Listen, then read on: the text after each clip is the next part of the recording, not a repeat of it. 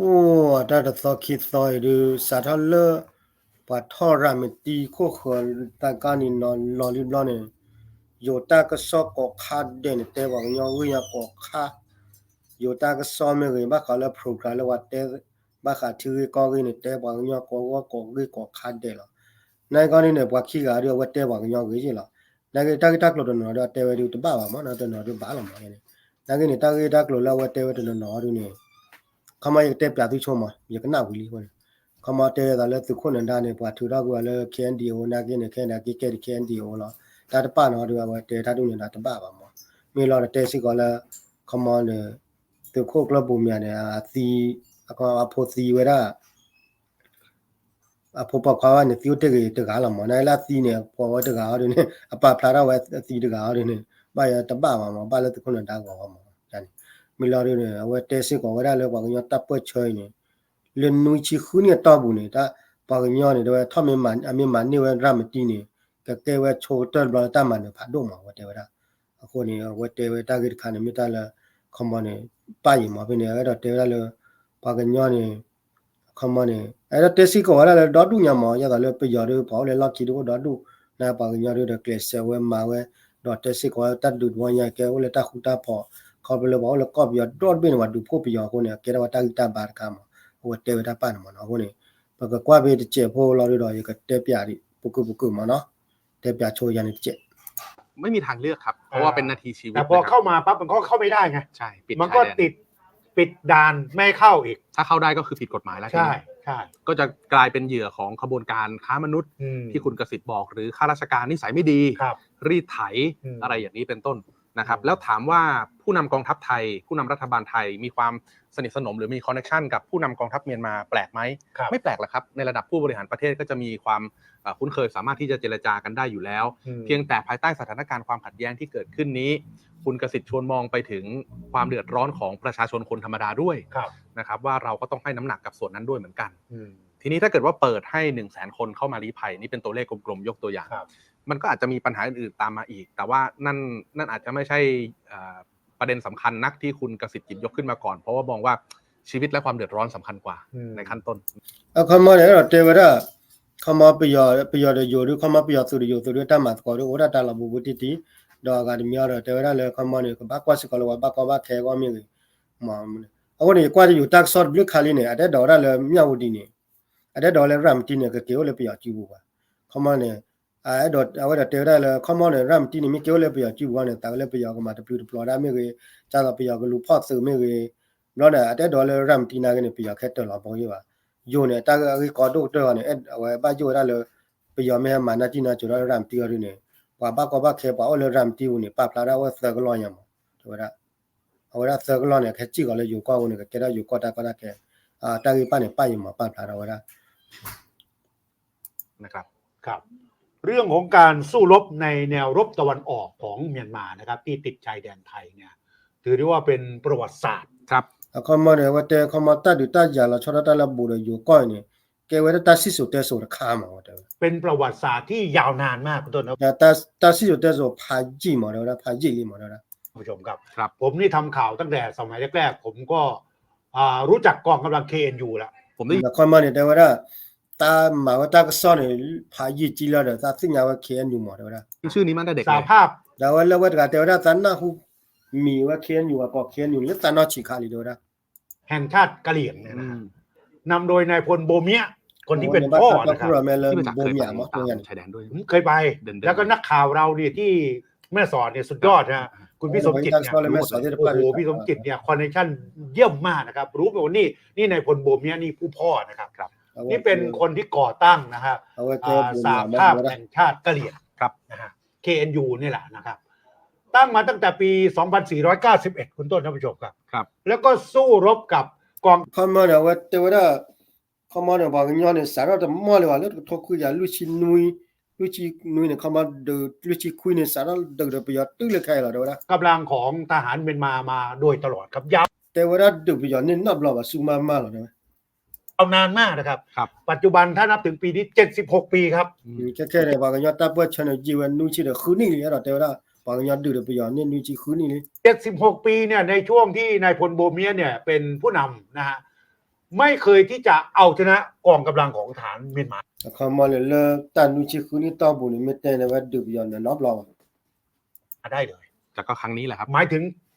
ศึกใหญ่ๆนะในการชิงพื้นที่ตัดดูผัดดูหมอเลยชีตาเราตักเลยชีคุยเว้ยเนี่ยนี่หนูมาแต่นี่นอบลอง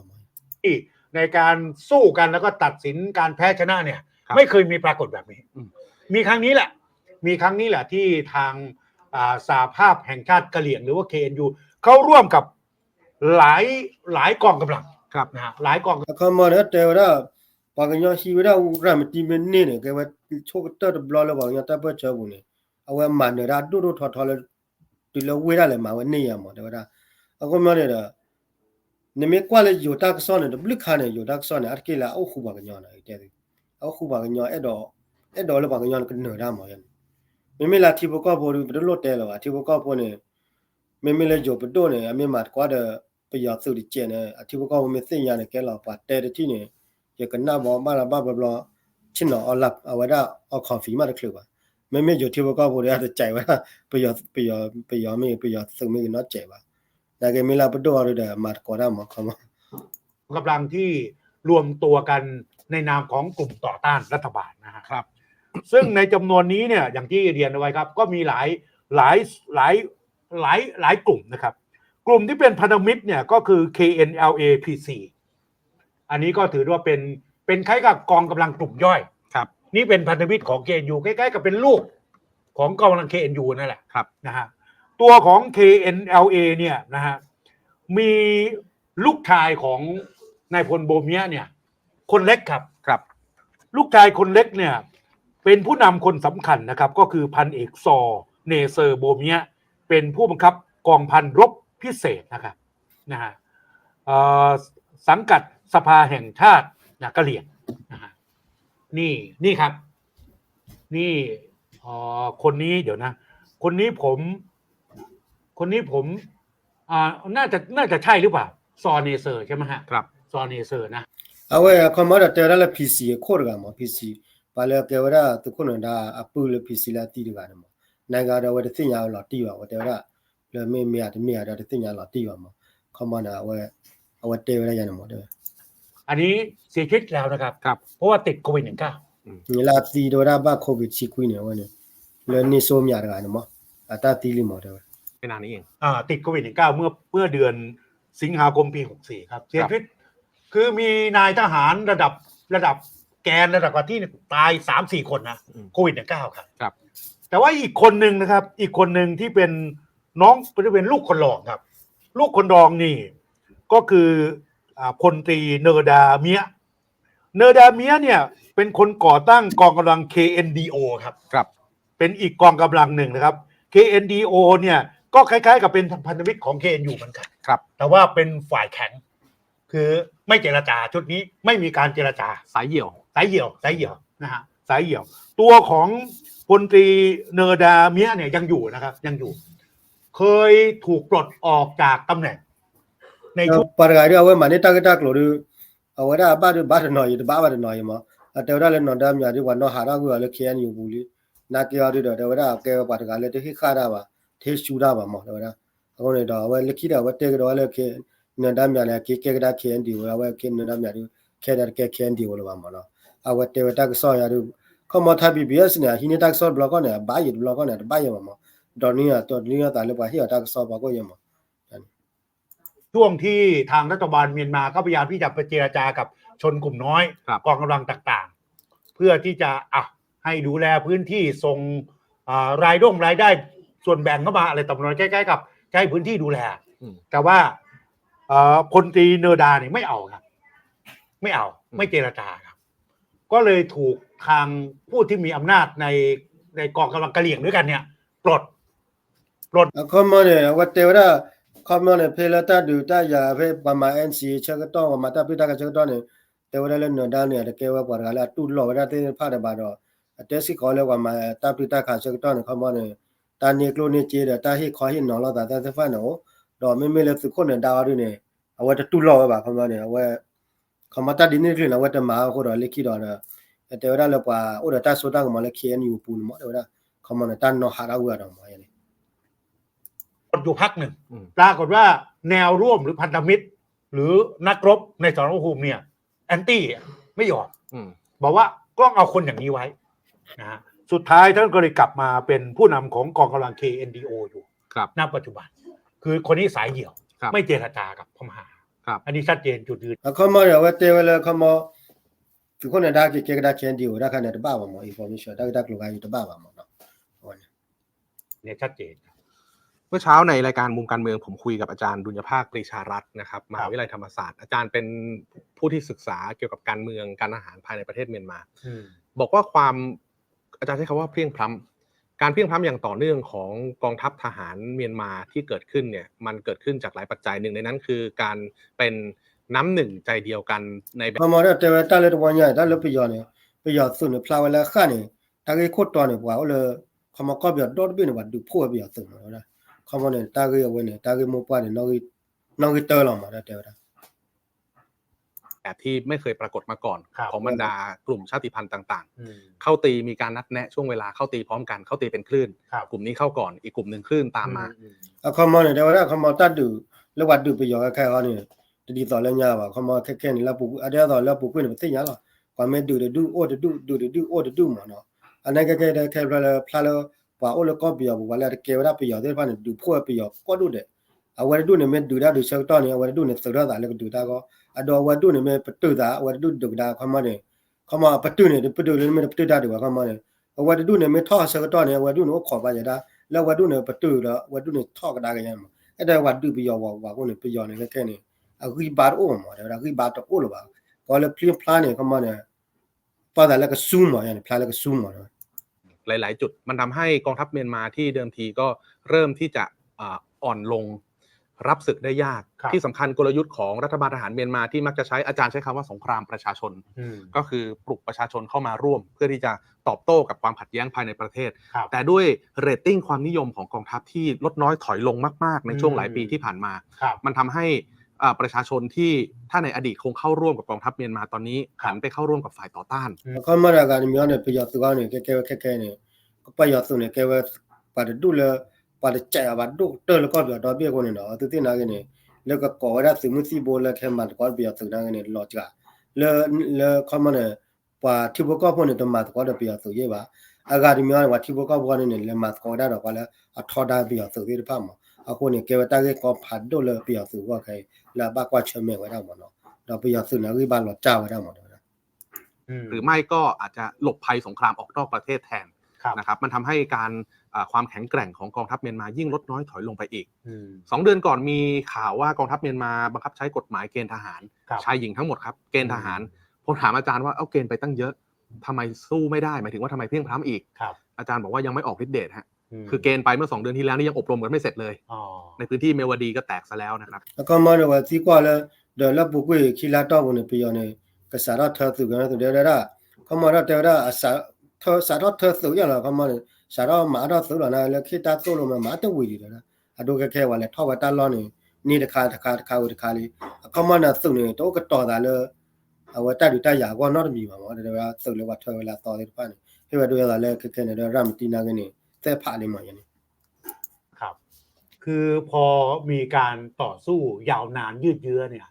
ผมว่ามันเป็นความแตกต่างระหว่างจุดยืนของนักรบของแต่ละฝ่ายต้นครับฝ่ายหนึ่งก็พยายามก็มาเนี่ยว่าแล้วดูได้เนี่ยยี่ยายล้อเนี่ยนะเขามาบอกกันว่าดูได้ผ่าจีเลยไปย้อนดูนะดูยาก็เนี่ยเขาบอกว่าดูจีตาดูทอยาก็เนี่ยปาดูเนี่ยโอ้แต่ตาคือจับบ้าจ้าโอ้แต่ตาต่อหลอดตัวหลอดชอลาตา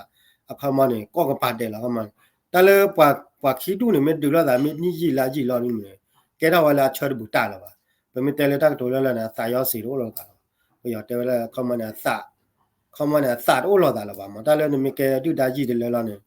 ยสาดโอ้เลยเนี่ยก็มาก่อได้เนี่ยตาโอ้เลยเนี่ยก็คือตาดีนี่ก็เนี่ยตัวโอ้เราว่ะเขามาเนี่ยดูได้เลยแต่ก็เลยก็จ้าตากันแล้วที่จะไปยึดฐานที่มั่นพยายามที่จะไปไล่ตีชนกลุ่มน้อยนะฮะเพื่ออะไรเพื่อแสดงแสนจารุภาพเพื่อเป็นเจ้าถิ่นปกครองแต่ว่าอีกฝ่ายหนึ่งเขาสู้เพื่อมาตุภูมิสู้เพื่อคนในครอบครัวแล้วก็มาด้วยแล้วไปยอดสุเขาได้ก็บางคำมาเนี่ยที่ว่าบางที่ไม่จ้าเราก็เลยมาว่าได้ก็เลยมาตีก็เลยมาชาก็มามี kama le tha du na pala trosera du ga ne adu da ne ya ye mung se ga ye ma ma la kama ye hi po ga ne ye ba ma kama ne wa du ka ne le ga le kwa ka man no kho la da da wa ga ne ta tu lo la le bu sai no สู้เพื่อญาติสู้เพื่อชาวกะเหรี่ยงด้วยกัน เป้าหมายของการรบไม่เหมือนกัน ใช่เป้าหมายการรบไม่เหมือนกัน เมื่อเช้าครับพี่ประจักษ์อาจารย์ดุจภาคใช้คำว่าที่ผ่านมาจะเป็นการรบเพื่อที่จะให้มีการเลือกตั้งสู้เพื่อให้เลือกตั้งนำประชาธิปไตยกลับมาแต่ครั้งนี้อาจารย์ใช้คำว่าครั้งนี้เขาสู้เพื่อปฏิวัติแล้วก็มันเนี่ยตอนแรกปุ๊กยังไม่กว่าดูได้เนี่ยแล้วก็มาว่าตาคุทละตอนนี้แค่เนี่ยตาดูเนี่ยแม่ตาชอบแต่เล็กรีวิวคอมมอนเนี่ยตาเปิดเชอร์เลยหมดแกก็ได้ยันหมดคือเปลี่ยนทุกอย่างนะครับเอาเลือกตั้งไว้ก่อนปฏิวัติเลยไม่เอากองทัพเมียนมาแล้วอะไรประมาณนั้นนะครับก็มองข้ามไปไกลมองไปถึงเรื่องของการปฏิรูปประเทศอ่ะครับคือไม่เอาแล้วรัฐบาลชุดนี้ มินออนไลน์เนี่ยไม่รู้ว่าจะอยู่ในสถานการณ์ที่ยากลำบากแค่ไหนอย่างไรนะครับเดี๋ยวต้องรอติดตามดูว่าจริงๆแล้วเนี่ยขุมกำลังคือถ้าพูดถึงกำลังสัพพะอาวุธเนี่ยแน่นอนทางรัฐบาลเมียนมาเขามีเหนือกว่าอยู่แล้วครับเครื่องบินปืนใหญ่ใช่เขามีแทบทุกอย่างนะครับแล้วก็มีมหาอำนาจให้การสนับสนุนอยู่แล้วก็มาได้ไม่ทั่วต่อเลยถ้าสึกว่าไปอยากสื่อถ้าสึกตามมาแล้วอุดรก็บอกอยู่อุดรก็ผ่านโดนไม่หมดเนี่ยเดี๋ยวที่ก็แล้วโดนทอจะตอนเราชามีอยู่ตามมาเจออุมาในเขาดูเนี่ยก็ว่าขอกว่าดีมั้งเดี๋ยวนะคือตอนหลังเนี่ยทางกลุ่มกองกำลังฝ่ายต่อต้านเนี่ยก็เริ่มที่จะได้รับการสนับสนุนจากทางจีนแต่ว่าทางรัฐบาลทหารเมียนมานี่ก็มีรัสเซียเนี่ยเป็นพี่เบิร์บคอยหนุนแต่ก็มาตอนเราจะให้เราช่วยเราตรุนากันเนี่ยเขามาเนี่ยเขามาตรุเนี่ยเรามาเจอว่าพอแล้วเปิดเชื้อได้พอแล้วทอดาบีเอาตัวที่ผ่านเนี่ยพลายเนี่ยมาคนเนี่ยเราแค่โอ้ได้เลยตรุเนี่ยพลายเลยมาเจอว่าไปเอาตัวมาเนาะเอาคนเนี่ยบ้ากาตาเกิดใครเนี่ยเอาไว้ก็เตะปีกก็มาเนาะตัวแม่ดอกก็อีเชนเนี่ยก็อยู่ก็เอาแค่ก็จะเจอมาอยู่ก็เตะปีกเราอยู่ก็ปีกที่เราคู่กับบ้ากาเลยก็ปีกตาเกิดก็ใครเนี่ยแกตาก็ผ่านดูมาเนาะสนับสนุนอยู่คือเดือนทีมีรถเกราะมีเครื่องบินทิ้งระเบิดอันนี้เชี่ยวชาญมากนะครับมีปืนใหญ่หลังๆทางฝ่ายต่อต้านเริ่มมีโดรนออกมาต่อต้านแล้วมีปืนใหญ่ที่ยิงพิสัยระยะกลางๆใกล้ๆคือเริ่มมีเหมือนกันไม่ได้มีแต่ปืนเบาไปสู้กันนะครับเพราะฉะนั้นมันทำให้สงครามในเมียนมามันยืดเยื้อมากขึ้นแต่ก็มองได้ว่าพอแล้วทอดาไปเอาตัวพอแล้วประชาธิปไตยเนี่ยแค่ๆนะกันเนี่ยโอ้เดโทรเยโอ้เดตาสุกันนั่นละอัปตอเขามาให้ดูรอยจากกลุ่มผัดดูที่ว่าเนี่ยอะไรอย่างคนเนี่ยตาดูตาอย่างนี้เนี่ยก็จีดก็ทอรามาแล้วแล้วไอ้ยืดเยื้อเนี่ยมันก็จะทำให้ไทยต้องกำหนดท่าทีให้ดีๆเพราะไม่จบเร็วนะครับเขามาอยู่วันนึงก็บ้าดอตาที่บ้ามาเลยตาดูดีๆคลื่นเนี่ยแต่ก็เตอร์เคล็กซี่บ้างมั้งเดี๋ยวนะเราปิดท้ายด้วยเรื่องการปรับคณะรัฐมนตรีหน่อยโอเควันนี้ก็เตะตีเวลาว่าเตะว่าค่ะปากกันยอเดี๋ยวปีตากันเนี่ยตีเวลาเรามาปฏิบัติไปแล้วมั้งเนาะเดี๋ยวเตะได้ด้วยอาจจะเลิกป่วยขึ้นแล้วบ้างนะก็เพย์ยันนับเปิดตลอดเพย์ยันเตะตีตลอดเตะเปียกมั้งเนาะเอาวันนี้โอ้ได้คอยนอนหรอ